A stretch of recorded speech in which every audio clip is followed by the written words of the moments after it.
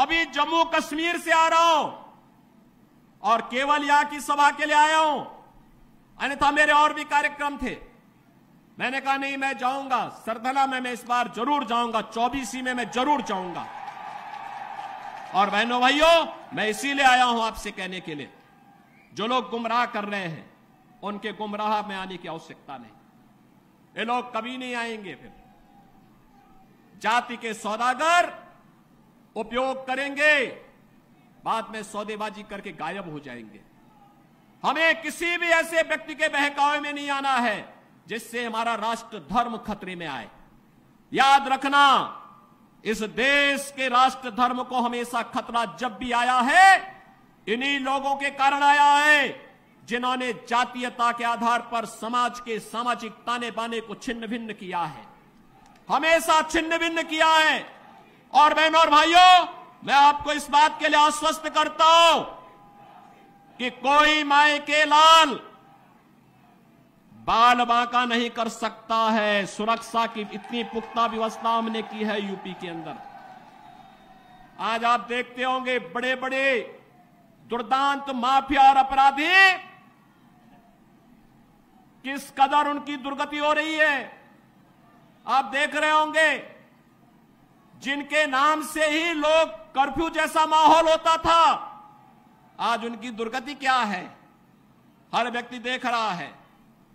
इन mafia और अपराधियों की स्थिति क्या है, आप रोज सोशल मीडिया के प्लेटफॉर्म को उठा करके देखते होंगे। एक दुर्दांत माफिया ऐसा भी था, बहनों और भाइयों, जब वह समाजवादी पार्टी की सरकार के समय चलता था तो मुख्यमंत्री हो या मुख्य न्यायाधीश, इन सब के काफिले रुक जाते थे और माफिया का काफिला निकलता था। और जब हमने कार्रवाई की उस माफिया के खिलाफ और उसको रगड़ करके कोर्ट के सामने प्रस्तुत किया तो उसकी पैंट गीली हो गई थी, उसकी पैंट गीली हो गई थी। और तब हमने कहा था, उस समय उसको हमने कहा था, कानून को रौंदने वाले, आज कानून कितना बड़ा होता है यह एहसास हो रहा है कि नहीं हो रहा है। और निर्दोष लोगों को मारोगे तो मिट्टी भी नहीं मिल पाएगी। और बहनों और भाइयों, इसीलिए मैं आया हूं आपसे कहने के लिए, देखो, जिनकी गर्मी हम शांत कर चुके हैं उनको गर्म मत होने दीजिए। अब इस क्षेत्र को विकास की मुख्य धारा के साथ जुड़ने दो। उनकी सबकी गर्मी शांत हो गई है, वे गए काम से।